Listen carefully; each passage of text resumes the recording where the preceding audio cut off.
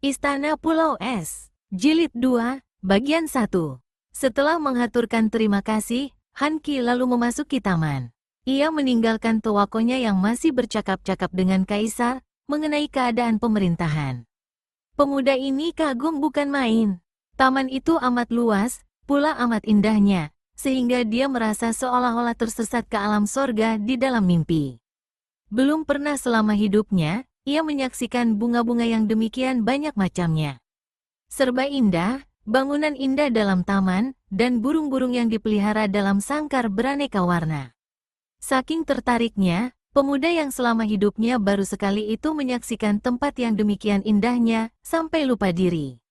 Ia tidak tahu bahwa dia telah memasuki daerah terlarang, yaitu Taman Puteri, yang terpisah dari taman umum dengan pagar bunga mawar berduri yang tinggi. Namun, bagi Han Qi tentu saja pagar itu tidak berarti apa-apa. Ketika menjenguk dan melihat betapa taman di sebelah pagar itu jauh lebih indah lagi, dengan bangunan-bangunan mungil dan kolam-kolam ikan, serta sangkar-sangkar burung berkilauan, agaknya terbuat daripada perak dan emas, ia menggenjot tubuhnya dan melompati pagar bunga mawar. Dia sampai berdiri bengong dan menahan napas menyaksikan segala keindahan itu. Rumput-rumput yang tumbuh di tempat ini pun bukan sembarangan, melainkan rumput yang teratur dan amat indah, seperti permadani dari beludru.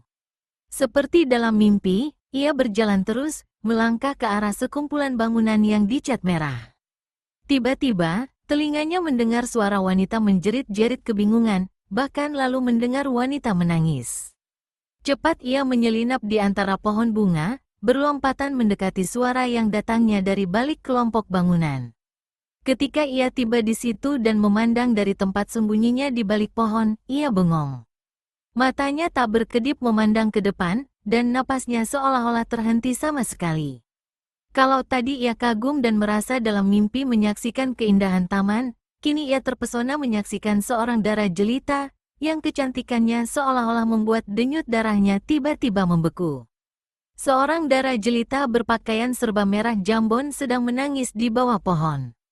Ia dihibur oleh 4 orang wanita muda cantik-cantik, dan beberapa orang di antara wanita-wanita itu ada yang sibuk menjentikkan jari tangan sambil meruncingkan bibir merah, dan mengeluarkan bunyi bercicit seperti burung.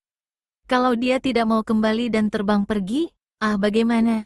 Dara cantik yang berpakaian indah itu terisak. Perhiasan dari batu permata berbentuk burung hong yang menghias rambutnya mengangguk-angguk karena gerakan tangisnya. 4 orang yang menghiburnya itu pun cantik-cantik, akan tetapi dibandingkan dengan dara berpakaian jambon, mereka itu seperti 4 ekor burung gereja di dekat seekor burung hong. Tenanglah, Siokia, kalau kita tidak dapat menangkapnya, nanti hamba minta bantuan tukang kebun, seorang di antara 4 pelayan itu menghibur. Apakah tukang kebun dapat terbang? Mana bisa menangkap seekor burung? Kalau Hong Xiang atau Kaisar mengetahui, tentu tidak apa-apa. Akan tetapi aku khawatir sekali terhadap kemarahan Hong Ho atau Permaisuri. Burung ini adalah kesayangannya. Dara itu menangis lagi. Han Qi merasa kasihan sekali. Belum pernah ia mengalami perasaan seperti ini. Mengapa ia tiba-tiba merasa kasihan sekali kepada dara berpakaian jambon itu? Padahal mengenalnya pun belum, dan apa urusannya pun dia belum tahu. Hanya melihat dara itu berwajah demikian gelisah dan melihatnya menangis, hatinya seperti ditusuk-tusuk rasanya. Ia memandang ke arah pohon dan tampaklah olehnya seekor burung kecil berwarna kuning yang indah sekali. Ketika melihat sangkar kosong di dekat puteri itu, tahulah dia bahwa sang puteri itu agaknya telah membuat burung tadi terlepas, dan kini merasa bingung bagaimana akan dapat menangkapnya kembali. Terdorong oleh rasa kasihan, Han Qi menjadi nekat. Lalu dia melompat keluar dan berkata, harap Siokia tidak khawatir, saya akan menangkap burung itu. Dara berpakaian jambon ini terbelalak dan menahan jeritnya, sedangkan 4 orang pelayan itu pun menutup mulut saking kaget dan herannya. Han Qi yang melihat sikap mereka menjadi heran, hanya mengangkat pundak, kemudian tubuhnya sudah mencelat naik ke atas pohon. Burung itu terkejut dan terbang, akan tetapi Han Qi sudah mendorongkan telapak tangannya. Angin bertiup dari telapak tangannya dan burung itu tertahan terbangnya, lalu disambarnya dengan tangan kanan dan dibawanya melompat turun. Nah, Ini dia, Xiaoqia, sudah dapat saya tangkap kembali. Dara itu girang bukan main. Ia lupa akan keheranannya melihat munculnya seorang pemuda tampan. Seorang di antara pelayan lalu mengambil sangkar kosong, dan tak lama kemudian burung itu sudah aman berada di dalam sangkar kembali. Kini barulah 5 orang wanita itu memandang Han Qi dengan bengong. Tiba-tiba, wajah putri itu menjadi merah sekali. Lalu ia menunduk dan membuang muka, karena ia melihat sinar kagum jelas sekali terpancar keluar dari pandang mata pemuda yang tampan itu. Orang muda, apakah kau pandai terbang? Seorang di antara 4 pelayan bertanya. Apakah engkau tukang kebun baru? Tanya yang kedua. Tanpa mengalihkan pandang matanya dari wajah yang menunduk dari putri itu, Han Qi menggeleng kepala. Aku tidak pandai terbang, dan bukan tukang kebun. Kini putri itu memutar tubuh dan memandang ke arah wajah Han Qi penuh kemarahan. Bibir yang merah itu mereka, lalu terdengar suaranya yang bagi Han Qi seperti nyanyian bidadari. Kalau engkau bukan tukang kebun, bagaimana engkau bisa berada di sini? Han Qi tak gentar menghadapi pandang mata para penjahat yang liar dan bengis. Ia tidak berkedip menghadapi serangan pedang dan golok. Namun kini, mata yang memancar keluar dari sepasang mata indah itu membuat ia gugup, dan jantungnya berdebar tidak karuan. Aku melihat-lihat taman dan melompati pagar bunga mawar. Orang muda yang kurang ajar. Seorang di antara para pelayan membentak. Kau bicara seenaknya saja di depan seorang putri kaisar. Han Qi terkejut sekali, akan tetapi perasaannya sebagai seorang laki-laki yang gagah membuat ia pantang untuk bertekuk lutut. Maka ia hanya menunduk dan berkata lirih. Maafkan saya, Xiaoqia. Saya tidak tahu. Saya bersedia dihukum karena kesalahan ini. Aneh sekali, kini putri itu tersenyum simpul. Matanya mengerling wajah tampan itu, jantungnya berdebar. Kemudian ia berkata, kalau pengawal tahu engkau masuk ke daerah terlarang ini, engkau akan dihukum mati. Karena itu, sebaiknya engkau lekas pergi dari sini. Pelayan, berikan hadiah kepadanya yang telah menangkap kembali burung yang terlepas. Tidak, Xiaoqia. Saya tidak membutuhkan hadiah. Memang burung itu tentu saja ingin sekali bebas, karena betapapun indah sangkarnya, dia hidup terkurung. Lihat, bukankah dia nampak bersedih?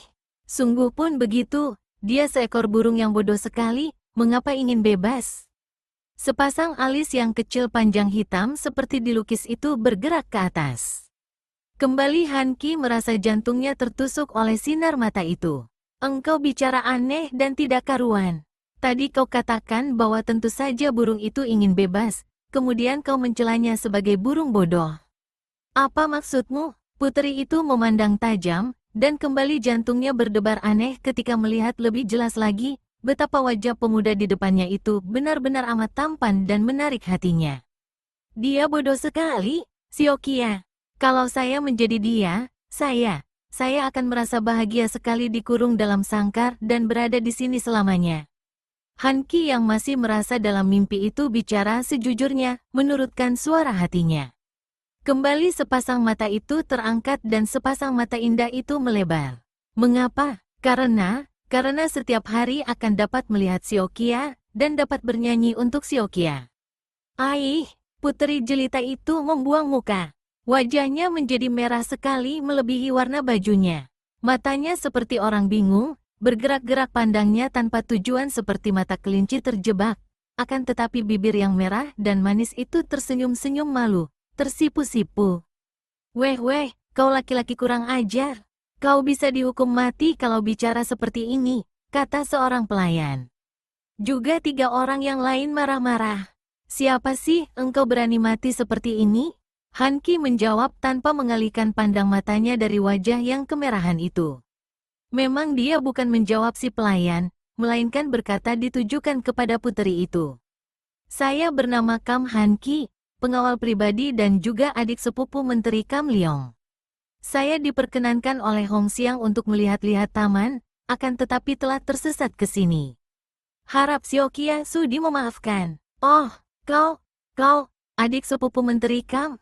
Putri itu berkata lirih dan kemarahan lenyap dari pandang matanya, terganti kekaguman. Juga 4 orang pelayan yang tadi marah-marah, kini tersenyum-senyum memandang nona majikan mereka. Sang puteri dapat menangkap kerling dan senyum ini, lalu membentak, "Mau apa kalian tersenyum-senyum?" 4 orang pelayan itu menunduk, akan tetapi tetap tersenyum. Seorang di antara mereka yang paling berani lalu berkata, "Hamba sekalian mengira bahwa dia adalah tukang kebun yang rendah, Siokia. Kiranya adik Kam Taijin, seorang pemuda bangsawan yang gagah perkasa, malah pandai terbang melebihi burung." Puteri itu tersipu-sipu, akan tetapi memaksa diri menghadapi Han Qi yang masih bengong terpesona. Wajah puteri itu makin dipandang makin mempesona. Lalu ia berkata lirih, "Kam Tai Hiap, sebaiknya engkau lekas pergi dari sini. Kalau ketahuan Hong Xiang, selain engkau dihukum, aku pun akan mendapat malu. Harap suka pergi dan terima kasih atas bantuanmu tadi." Han Qi mengangguk. Ia merasa kecewa sekali harus pergi dari depan puteri ini. Akan tetapi ia pun maklum bahwa kehadirannya di situ akan mendatangkan bencana bagi sang puteri. Maka dia berkata, "Maaf," lalu membalikkan tubuhnya melangkah pergi menuju ke pagar bunga mawar dengan kedua kaki lemas. Mengapa hatinya seperti hilang dan semangatnya kabur kemanakah? Terasa seperti tubuhnya yang lemas saja yang pergi. Akan tetapi semangat dan hatinya tertinggal di depan kaki sang puteri. Sampai di pagar, dia menengok.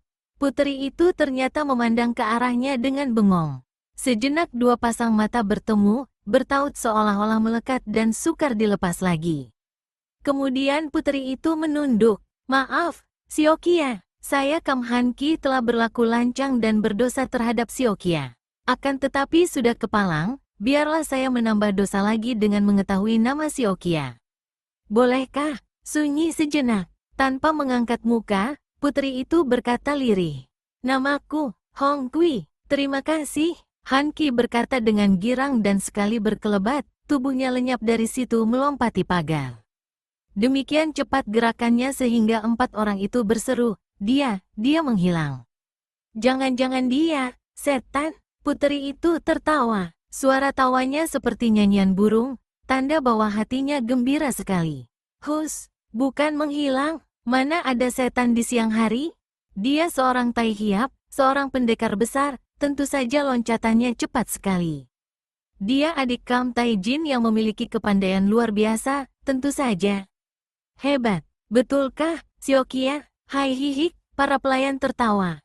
"Hus, apa ketawa? Kusuruh cambuk kau 1000 kali."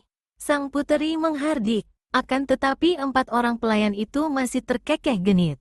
Seorang di antara mereka yang sudah dapat mengetahui rahasia hati puteri asuhan mereka itu, berkata sambil berlutut, "Hati hamba sekalian gembira sekali, Siokia. Jangankan dicambuk 1000 kali, biar selaksa kali hamba terima." Semenjak saat itu, hati Han Qi tercuri oleh puteri Hong Kui yang cantik jelita. Puteri ini adalah puteri kaisar dari Selir yang memang terkenal cantik jelita. Dan semenjak saat itu, Han Qi selalu mencari kesempatan untuk tersesat, atau lebih tepat, menyesatkan diri, ke dalam taman terlarang. Dalam waktu sebulan itu, beberapa kali ia, kebetulan, bertemu dengan Sung Hong Kui, puteri Selir itu yang selalu ada di taman itu. Bahkan kini puteri itu amat sering datang ke taman untuk duduk termenung, sambil memandang burung kuning dalam sangkar. Kini puteri ini tidak lagi menyimpan rahasia hatinya kepada 4 orang pelayannya, yang tentu saja merahasiakan pertemuan antara Han Qi dan Hong Kui. Pada saat malam terang bulan, Hong Kui duduk melamun di taman. 4 orang pelayan duduk tak jauh dari situ, berbisik-bisik dan tidak berani mengganggu sang puteri, yang mereka tahu sedang murung memikirkan Han Qi yang sudah beberapa hari tidak tampak. Hong Kui memandang ke arah burung kuning dalam sangkar. Pikirannya melayang-layang jauh. Dia tidak melihat burung di dalam sangkar itu, melainkan wajah Han Qi. Dari bibirnya berbisik-bisik, "Mungkinkah akukah yang seperti burung dalam sangkar? Bagaimana mampu bebas dan terbang berdua dengan burung di luar sangkar?"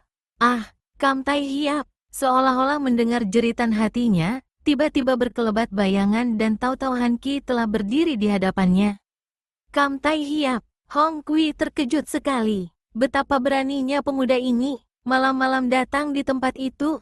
Kalau ketahuan, mereka berdua bisa celaka. Akan tetapi sikap Han Qi tidak gembira seperti biasa.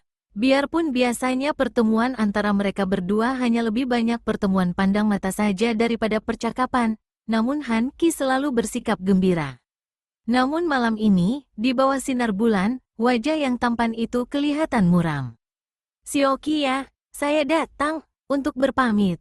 Darah jelita itu terkejut. Ia mengangkat muka memandang penuh selidiki. "Berpamit, Kam Tai Hiap, mengapa? Apa yang terjadi? Engkau hendak pergikah?" Pemuda itu hanya mengangguk, kemudian memandang ke arah 4 orang pelayan dan berkata, "Bolehkah saya bicara berdua saja denganmu, Xiao Qia?" "Ah, tapi..." Ia meragu, lalu menoleh ke arah 4 orang pelayannya sambil berkata lirih, "Kalian pergilah sebentar." 4 orang pelayan itu saling pandang, lalu tersenyum. Bagaikan 4 ekor kupu-kupu mereka berlarian menjauh dan bersembunyi di dalam bangunan kecil, agak jauh dari tempat itu. "Tai Hiap, engkau hendak pergi kemanakah?" "Xiao Qia, saya mendapat tugas dari menteri untuk melakukan penyelidikan ke negara bangsa Yuchen." Bangsa yang biadab itu!" Sang puteri berseru kaget sekali. "Karena itu, maka harus diselidiki keadaannya, Xiao Qia. Demi kepentingan kerajaan ayahmu, saya harus berangkat besok pagi-pagi. Karena inilah, maka saya memberanikan diri menghadap Xiao Qia untuk berpamit." "Kam Tai Hiap, berapa lamakah kau pergi?" Han Qi menggeleng kepala. "Bagaimana saya bisa tahu, Xiao Qia? Tergantung keadaan di sana dan, kalau saya sampai tidak kembali menghadap Xiao Qia, itu berarti bahwa saya tentu tewas di sana." Xiao Qia." Han Qi cepat menubruk dan merangkul darah itu, yang tiba-tiba menjadi lemas dan pingsan mendengar ucapannya itu. Dia merangkul leher darah itu penuh kasih sayang, penuh kemesraan. Lalu memondongnya dan memangkunya sambil duduk di bangku tepi kolam.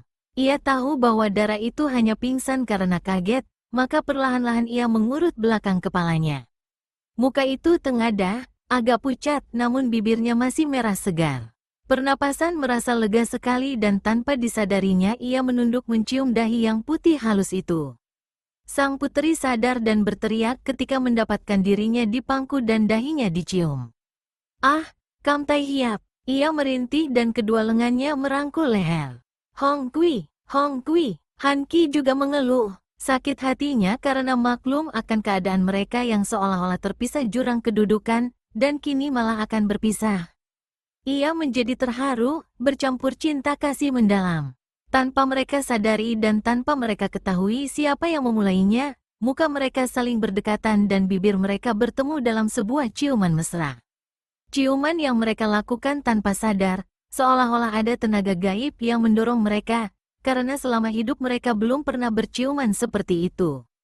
Tercurah seluruh kerinduan hati, seluruh keharuan, seluruh cinta kasih, sehingga sambil berciuman yang seolah-olah takkan pernah terlepas lagi, mereka terisak. Naik sedusedan dari dada mereka ke tenggorokan. Mereka terengah-engah, terbuai oleh gelombang asmara yang hebat. Baru melepaskan ciuman setelah napas tak tertahan lagi. Saling rangkul, seolah-olah tak hendak melepaskan lagi. Hong Kui, Koko, Kam Koko. Entah berapa lama mereka saling rangkul, entah berapa kali mereka saling berciuman. Tiada bosan-bosannya Han Qi mencium dahi, alis, mata, hidung, pipi, bibir dan leher wanita yang dicintanya, seolah-olah hendak menghisap semua itu dan menyimpannya ke dalam lubuk hatinya. Mereka lupa diri, lupa waktu, lupa keadaan. "Xiao Qia!" Suara pelayan menyadarkan mereka. "Hamba mendengar suara peronda." Putri itu melepaskan diri dari atas pangkuan Han Qi, berdiri gemetar sambil memegang lengan Han Qi yang kuat. "Koko, bagaimana dengan kita?" Koko, jangan tinggalkan aku.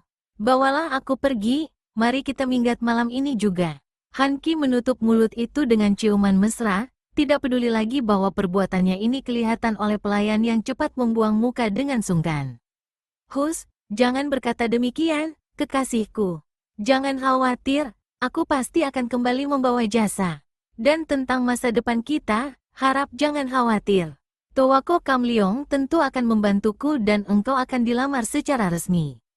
Mengingat akan kedudukan dan jasa menteri, kiranya pinangan itu takkan ditolak oleh Hong Xiang. Nah, selamat berpisah, manisku. Itu peronda datang. Hanki melepaskan pelukannya dan hendak meloncat pergi. Koko. Ah, Koko. Puteri itu merintih. Hanki meloncat kembali, memberi ciuman yang mesra sekali yang seolah-olah menghisap hati darah itu. Kemudian tanpa menoleh, ia sudah meloncat cepat lenyap dari situ. Untung bahwa pemuda itu memiliki kepandaian yang hebat, sehingga munculnya peronda tidak mengakibatkan sesuatu. Peronda-peronda itu tidak melihat atau mendengar kehadiran si pemuda yang nekat dan berani mati karena asmara itu. Para peronda memberi hormat kepada Puteri Sung Hongkui yang telah menguasai hatinya. Tanpa mengeluarkan kata-kata, darah itu kembali ke kamarnya diikuti 4 orang pelayannya yang diam-diam saling towel, saling cubit, dan menutupi senyum dengan tangan mereka. Pada keesokan harinya, pagi-pagi sekali Kam Han Ki berangkat melaksanakan tugas yang diberikan kepadanya oleh Menteri Kam Leong, yaitu menyelidiki ke kota Raja Bangsa Yuchen untuk menyusul Hu Teksan, yaitu murid Menteri Kam Leong yang diselundupkan ke kerajaan Bangsa Yuchen. Adapun Menteri Kam Leong sendiri tak lama kemudian juga pergi seorang diri setelah mendapat perkenan kaisar. Pergi ke Khitan untuk menyelidiki kerajaan adiknya yang ia tahu terancam perang besar dengan bangsa Yuchen. Bahkan barisan Sung sendiri, atas pimpinan panglima-panglima perbatasan yang sudah disetujui oleh kaisar, juga membantu bangsa Yuchen menyerang Khitan. Ia merasa khawatir sekali, apalagi karena ia pun tahu bahwa bangsa Mongol sedang berkembang dan selalu mengintai daerah-daerah perbatasan. Maya berjalan seperti kehilangan semangat bersama pasukan pengawal yang kini telah berubah menjadi perampok-perampok. Menjadi serigala-serigala haus darah yang amat kejam di bawah pimpinan Butan. Anak perempuan yang usianya baru 10 atau 11 tahun ini, menderita tekanan batin yang bukan main hebatnya. Pertama-tama, tentang keadaan dirinya yang ternyata bukanlah putri raja dan ratu Khitan, melainkan keponakan mereka, dan bahwa ayah bundanya telah tewas. Hal ini saja sudah membuat ia berduka bukan main. Sungguh pun andai kata dia benar putri raja dan ratu, mereka ini pun sekarang telah tewas. Kedua, menyaksikan kekejaman-kekejaman yang dilakukan pasukan itu benar-benar mengerikan sekali. Ketiga, memikirkan keselamatannya sendiri yang terancam malapetaka hebat. Malam itu gerombolan yang dipimpin Butan mengaso di sebuah hutan. Mereka itu berpesta pora dan mabuk-mabukan karena baru saja mereka membasmi sebuah dusun. Di antara suara ketawa-tawa mereka, terdengar jerit dan rintih wanita-wanita yang mereka culik dan mereka seret ke dalam hutan itu. Ada di antara mereka yang sekaligus membawa 2 orang wanita, dan mempermainkan mereka seperti seekor kucing mempermainkan 2 ekor tikus. Maya tidak melihat itu semua, tidak mendengar itu semua. Sudah terlalu sering ia mendengar dan melihat hal-hal mengerikan itu. Sehingga biarpun kini mata dan telinganya terbuka, namun yang tampak olehnya hanya api unggun di depannya. Diam-diam dia telah mempersiapkan diri.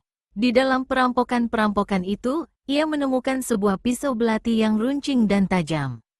Disembunyikannya pisau itu di balik bajunya, diselipkan di ikat pinggang sebelah dalam. Dan ia selalu mencari akal untuk melarikan diri. Mereka sedang mabok-mabokan dan memperkosa wanita rampasan. Kalau saja Butan malam itu tidak menjaganya, tentu ia akan dapat melarikan diri di dalam hutan yang gelap itu. Mereka sedang mabok dan sedang mengganggu para wanita. Kalau dia lari, tentu takkan ada yang tahu. Jantungnya sudah berdebar karena dia tidak melihat Butan yang tadi rebah-rebahan tidak jauh dari situ. Akan tetapi harapannya membuyar ketika tiba-tiba terdengar suara ketawa Butan.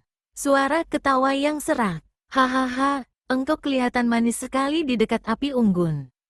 Kulit wajahmu kemerahan. Wahai, puteriku jelita, engkau seperti bukan kanak-kanak lagi. Hehehe. Maya merasa muak dan mau muntah ketika muka Butan yang didekatkan itu mengeluarkan bau arak dan daging busuk. Jantung Maya berdebar tegang. Ia tahu bahwa orang yang paling dibencinya ini sedang mabok. Dari pandang mata, sikap, dan ucapannya, Maya merasa bahwa ada bahaya mengancamnya. Bahaya yang selama ini amat ditakutinya. Biasanya Butan hanya merayu dan memujinya dengan kata-kata saja, akan tetapi sekali ini agaknya dia mempunyai niat lain. Pergi dan jangan ganggu aku. Maya membentak marah. Hahaha, Maya yang manis. Tadinya aku hendak menunggu 1-2 tahun sampai engkau lebih matang. Akan tetapi aku tidak sabar menunggu sekian lamanya dan engkau sudah cukup matang. Engkau seperti setangkai kuncup kembang yang sudah merekah. Marilah, Maya manis. Butan yang kini sudah berubah seperti seekor anjing kelaparan itu menangkap tangan Maya dan menarik tubuh anak perempuan itu sehingga roboh ke dalam pelukannya. Butan tertawa-tawa dan memondong tubuh Maya yang meronta-ronta. Membawanya ke balik gerombolan pohon kembang di mana terdapat tilam rumput hijau yang lunak. Tak jauh dari situ terdapat mayat seorang wanita yang baru saja menjadi korban kebuasan Butan. Manusia kejam ini telah memperkosa wanita rampasan itu, kemudian membunuhnya karena wanita itu tidak memuaskan hatinya. Dan dalam kehausan nafsu yang bernyala-nyala, Butan teringat akan Maya, dan kini membawa anak perempuan yang meronta-ronta itu ke situ tanpa mempedulikan mayat yang menjadi korban kebuasannya. Sambil tertawa-tawa dan dengan nafsu makin menyala-nyala, agaknya makin terbangkit oleh perlawanan Maya yang meronta-ronta, Butan melempar tubuh Maya ke atas rumput. Darah cilik itu terbanting roboh telentang, kemudian Butan menubruk dan menindihnya. Maya menggerakkan kepala ke kanan kiri untuk mengelakkan ciuman-ciuman Butan yang menjijikkan. Biarpun semenjak tadi Maya meronta-ronta dan menjerit-jerit seperti seorang yang tidak berdaya dan yang hanya bisa menjerit dan menangis, namun sesungguhnya diam-diam anak ini telah mempersiapkan seluruh urat tubuhnya dengan perhitungan seorang ahli silat. Ketika melihat lowongan, yaitu kedua tangan Butan menjambak rambutnya, agaknya untuk memaksa Maya agar tidak dapat menggerakkan kepala mengelak, kemudian mencium mulut gadis cilik itu penuh nafsu, saat itulah yang dinanti-nanti Maya. Ia mengatupkan mulutnya kuat-kuat sehingga yang dicium Butan hanya sepasang bibir yang bersembunyi. Dan tiba-tiba, tangan kanan Maya bergerak, menikamkan pisau belati tepat ke ulu hati Butan dan miring ke kiri, ke arah jantung. Sedangkan tangan kirinya yang kecil itu menusuk dengan jari-jari terbuka ke arah mata lawan. Biarpun Maya merasa muak dan jijik, namun dengan kekuatan hatinya ia dapat menekan perasaannya itu dan dapat melakukan serangan mendadak secara tepat sekali. Pekik yang keluar dari mulut Butan merupakan raungan binatang buas yang direnggut nyawanya. Tusukan jari-jari kecil pada kedua matanya, dan rasa sakit pada dadanya, membuat Butan secara otomatis membawa tangannya ke mata dan dada.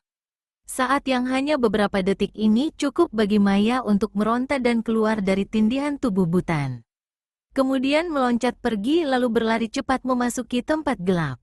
Butan meloncat bangun, meraung lagi, berusaha mengejar namun roboh terguling. Berkelojotan, dan dari kerongkongannya terdengar bunyi mengorok seperti babi disembelih. Akhirnya ia tewas tak jauh dari mayat wanita yang telah dibunuhnya. Akan tetapi perhitungan Maya meleset. Dia tidak memperhitungkan pekik yang keluar dari mulut Butan ketika ia melakukan penikaman. Pekik itu menarik perhatian dan mengejutkan beberapa orang anak buah gerombolan yang berada tidak jauh dari tempat itu. Mereka kaget dan meninggalkan wanita korban mereka yang sudah setengah mati, lalu meloncat ke tempat terdengarnya suara pekikan. Tentu saja mereka terkejut melihat tubuh Butan berkelojotan dan lenyapnya Maya. Mereka berteriak-teriak, dan tak lama kemudian, 14 orang bekas pengawal itu telah mengejar Maya. Akhirnya Maya yang kelelahan dan kehabisan tenaga, karena memang tubuhnya sekarang telah menjadi lemah akibat tidak terpelihara dengan baik, makan dan tidur tidak teratur, tertangkap oleh gerombolan itu di luar sebuah dusun menjelang pagi. 14 pasang tangan memperebutkannya, dan seorang di antara mereka cepat berkata, "Hei, kawan-kawan jangan bodoh. Kalau diperebutkan begitu, dia akan mampus. Sayang sekali kalau begitu, lebih baik dia dirawat dan kita pelihara baik-baik. Dia dijadikan milik kita bersama. Ingat, dia bukan kembang sembarang kembang, harus diperlakukan penuh kelembutan." Hahaha. Mendengar ini, yang lain-lain setuju dan sambil tertawa-tawa mereka menggandeng tangan Maya yang sudah babak belur itu. Nah, ini ada dusun, melihat bangunan-bangunannya lumayan juga. Bocah ini masih terlalu kecil, kita pelihara dulu sampai menjadi segar dewasa. Lihat, dia sudah hampir mati kelelahan. Lebih baik kita mencari bunga di dusun itu dan berpesta pora, terdengar suara seorang di antara mereka. Setelah Butan tewas, 14 orang itu merupakan gerombolan tanpa pimpinan yang tentu saja menjadi lebih buas seperti serigala-serigala tanpa bimbingan. Sambil bersorak-sorak, 14 orang itu menyerbu dusun. 2 orang penjaga di pintu pagar dusun, mereka bunuh tanpa banyak cakap lagi. Mulailah lagi perbuatan jahat dan penuh kebuasan melanda dusun itu. Penduduknya yang terkejut karena tak menyangka akan diserbu pada pagi hari itu menjadi geger. Ada sebagian penduduk yang nekat melakukan perlawanan, namun tentu saja mereka itu bukan tandingan gerombolan bekas pasukan pengawal yang rata-rata memiliki kepandaian tinggi itu. Mulailah terjadi pembunuhan, disusul perampokan, pembakaran, dan perkosaan. Mulailah terdengar pekik-pekik mengerikan, pekik kematian dicampur dengan jerit-jerit penuh ketakutan. Jerit-jerit para wanita yang diperlakukan semaunya oleh gerombolan itu.